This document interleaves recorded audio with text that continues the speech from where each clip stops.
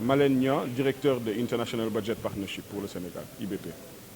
Alors, je pense que ce qu'il faut retenir, c'est d'abord l'intérêt d'une journée pareille. C'est un intérêt qui est lié au contexte dans lequel nous sommes, qui est un contexte de pandémie, contexte dans lequel la gestion budgétaire a pris des formes, qui est une forme différente de la gestion courante. Contexte également de crise sanitaire, qui est un contexte d'exception, dans lequel l'État, en partenariat avec les organisations non gouvernementales, l'opposition, mais également toutes les forces vives de la nation, comme l'a rappelé tout à l'heure M. Cissé dans son intervention, a essayé de faire en sorte d'avoir une gestion participative et transparente des ressources qui ont été dévolues à la réponse face à cette crise qui était une crise quand même inattendue.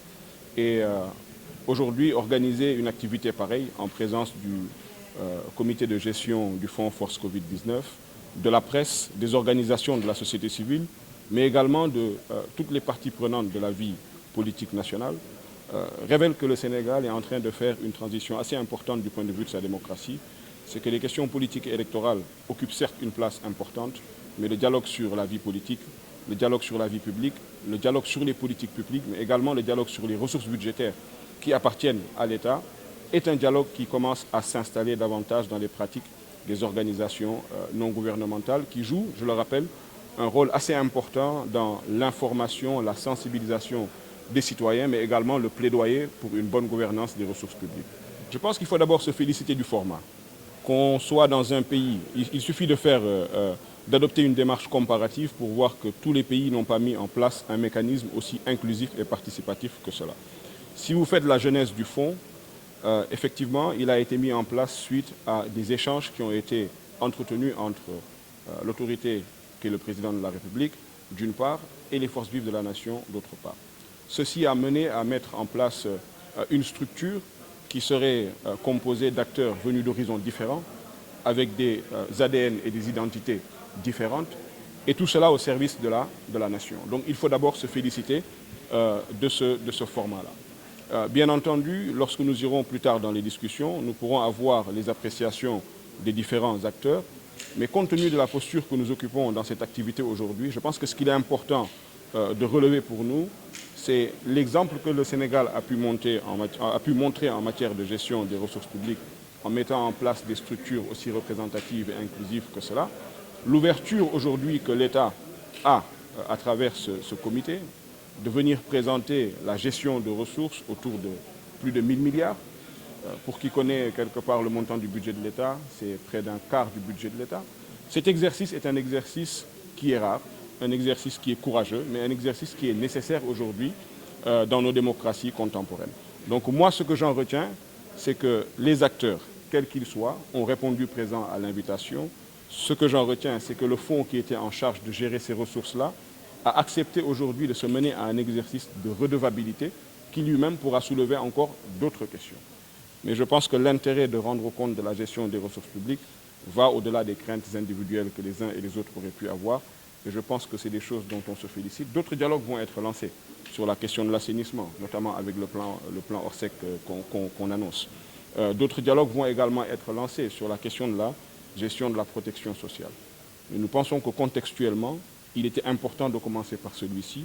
Et ce que nous voyons nous encourage à penser à lancer encore d'autres échanges, d'autres interactions, avec tous les acteurs encore, pour qu'au Sénégal, de plus en plus, le débat budgétaire, le débat sur les ressources publiques, qui est un débat parfois partisan, malheureusement, parfois malmené d'autre part, puisse servir aux Sénégalais, où qu'ils soient, quel qu'ils soient, quelle que soit la langue dans laquelle ils parlent, et quelle que soit la région ou le département dans lequel ce Sénégalais se trouve.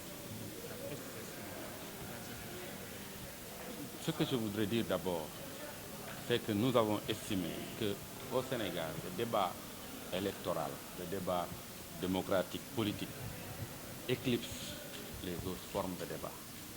Et nous, en organisant un atelier comme ça, nous suscitons d'autres formes de débat. Nous avons estimé que le débat ne doit pas être qu'électoraliste. Le débat doit être aussi budgétaire, parce que c'est le budget qui va impacter notre vécu quotidien. C'est pourquoi nous saisissons ce genre de débat. Vous avez vu, quand on a sorti le rapport d'audit du fichier électoral, tout le tollé qu'il y a autour de ça. On sort le rapport sur l'utilisation du fonds Force Covid. C'est presque comme si ça passe inaperçu. Alors que nous devons tirer des enseignements et disons, exploiter ce rapport-là pour aller dans le sens de l'application des recommandations que contient ce rapport. C'est tout le sens qu'il faut donner à cet atelier. Alors, et nous magnifions l'initiative que IBP a prise dans ce sens, parce que cela nous permet de poser les véritables questions au Sénégal. La politique est en train d'éclipser toutes les autres formes de débat.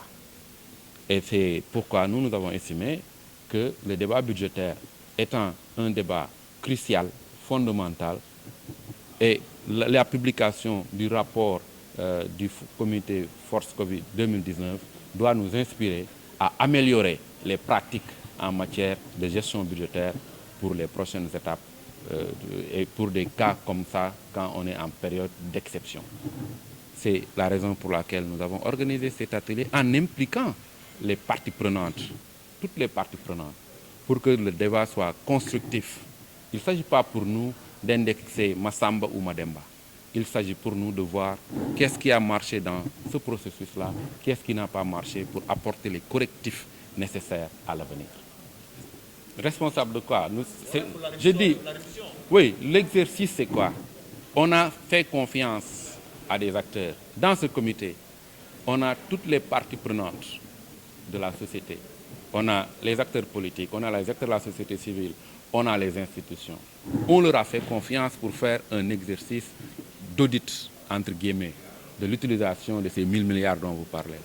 Ils nous ont donné un rapport avec des recommandations. Ils nous ont donné des rapports avec un état d'exécution de ces fonds-là. Tout ce que nous pouvons faire, c'est, à partir des conclusions de ce rapport, faire le suivi de tout ce qui est recommandation, faire le suivi de tout ce qui est faiblesse notée dans l'exécution de ces budgets pour corriger à l'avenir. C'est pourquoi d'ailleurs on félicite tous ceux qui ont participé au nom de la société sénégalaise à ce comité Force Covid-19, parce qu'il faut le dire, ils ont fait un excellent travail, un travail neutre et indépendant.